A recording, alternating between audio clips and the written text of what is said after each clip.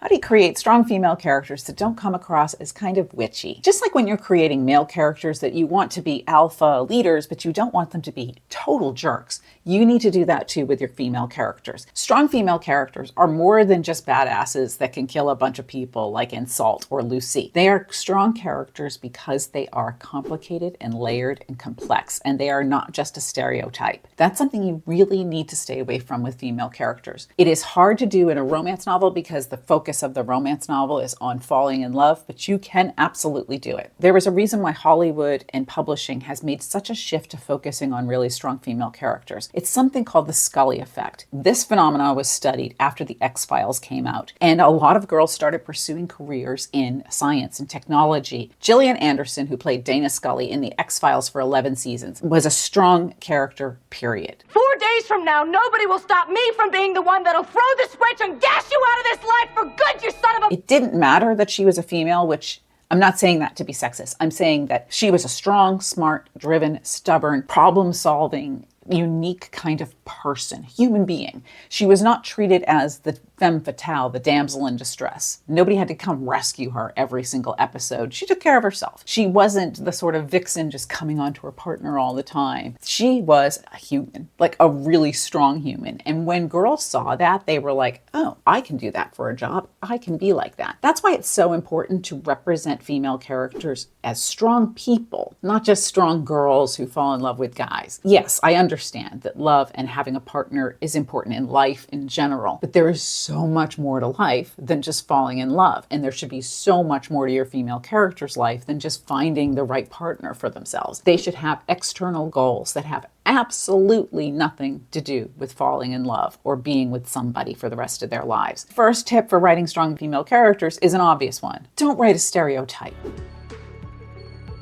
If you're a male writing a female character, that can be really difficult because maybe you haven't really delved deeply enough into understanding different female characters and how they don't fit the stereotype. If you find that you're tending to write stereotypical characters, write them as a male first and then change them to a female, because maybe you're really good at writing one gender and not the other. So if you write them, let's say, in the one gender first that you're most comfortable with, and then rewrite it, just changing the name and changing the gender, you can see that you make a strong human, not a strong female or male. That's really what you want, is a human being that the reader can root for. Secondly, I just said this a little while ago, they have to have a goal that has absolutely nothing to do with falling in love. Because I've said this before in my videos about romance, nobody likes that friend who's just like, I'm waiting for my prince to come and whisk me away from all of this. No, honey, find your own horse and rescue yourself. So the female character in your book absolutely have to have goals that are totally outside of falling in love, no matter what genre you're writing. Number 3, you want to give your female characters realistic and not misogynistic flaws.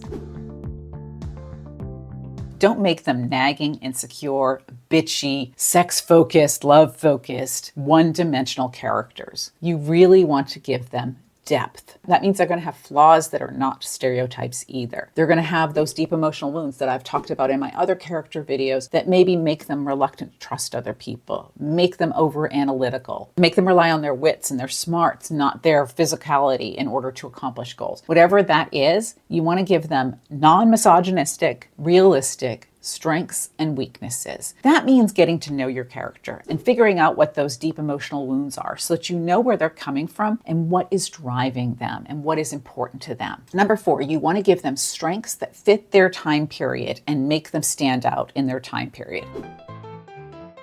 Now, what do I mean by that? Well, like in Outlander, her being a doctor back in the Scottish Highlands way back when is very unique, and it kind of sets her apart because that wasn't typical. Women were not allowed to be doctors back then, but she takes a risk. When you're writing historicals, having women in roles that were not typical for that time period makes them come across as stronger. If they choose to be a doctor, or they choose to not get married, or they choose to never have children, those kinds of choices and strengths back in history would have made those women characters much stronger. If you want some ideas for how to do that, I would definitely look up women in history that have really taken risks and stepped outside the box. Marie Curie, Harriet Tubman, Susan B. Anthony. There are so many great examples in history that you can go back and look at and say, okay, how can I make this character as strong as Harriet Tubman, for instance. How can I create a character that takes risks, that becomes a living legacy, that becomes somebody that readers really get excited about because she is so strong and secure and determined and somebody that we respect? Think about that Scully effect and that whole thing about creating a character that was unique at the time on the X-Files for being a woman who didn't need a man, who wasn't all about let's fall in love with my partner. That created an entire genre of badass female characters. You can do the same thing no matter what genre you're writing. Look to the past for the people who represent that and create somebody like them. Number 5, female characters should also have agency, which means they are taking action in the plot.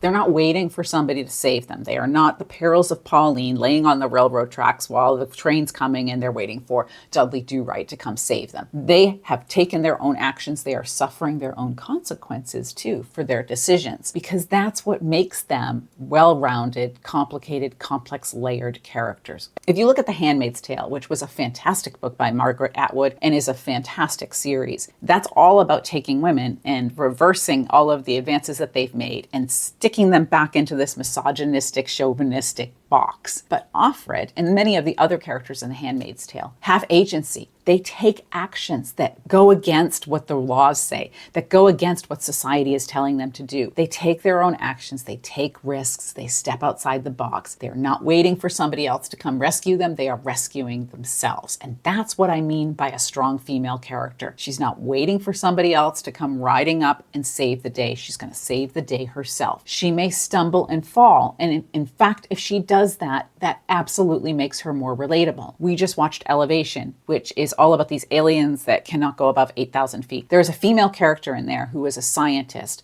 who has been really trying to develop a way to kill these aliens, to save everybody. She keeps failing at it, but she keeps trying. She's using all of the skills and strengths that she has as a scientist to try to figure out the exact formula for how to kill these aliens. She is not looking for the guy in the movie to save the day. She's going to do it herself. And those are the kinds of female characters that we can really get behind because we can see that they're trying despite failing. They keep picking themselves up and going after it again. Number 6, they are layered. They are not just one-sided. In the example I just gave with Elevation, it comes later in the movie, but we do find out that this woman who seems impervious and uncaring actually has reasons for that. And that makes us love her that much more. In The Long Kiss Goodnight, Gina Davis's character has multiple layers to her, which makes us root for her with everything that she does because we want to see her get back to that life that she so wants. Number 7, it's not all about their looks.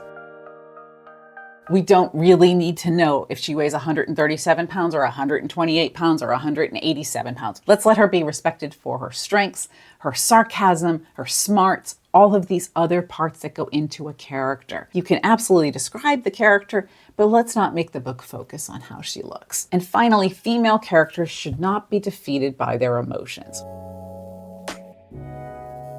Which means if your female character is a villain, then it shouldn't take the hero coming along and making her cry to make her quit. Let's make her smart and savvy and make her be defeated by somebody else outsmarting her or outflanking her. Don't defeat them by their emotions. Don't play into that stereotype that all female characters are just blubbering pools of tears. They are smart, they are savvy, they are accomplished, and they take risks and they achieve amazing things. And for a way to really decide whether your book is passing the test, essentially, for creating strong female characters, you can try applying the Bechdel-Wallace test. This was created by Alison Bechdel and Liz Wallace. They had studied Virginia Woolf and other really empowering female type writers and characters and decided that there are 3 components that any movie or book needs to have in order to really portray female characters in a realistic and empowering way. Number 1, whatever book or movie you're writing should have 2 female characters who have at least one conversation, maybe more, that have absolutely nothing to do with a man, because women should not be solely focused on falling in love. The Handmaid's Tale is a great example of this. Even the scene with the 2 exotic dancers in Independence Day is a great example of this. It is female characters being strong and focused on something other than falling in love or finding a man to save them. If you want more on this, check out my video on male characters and let me know in the comments how it goes with creating your female characters using these rules of thumb.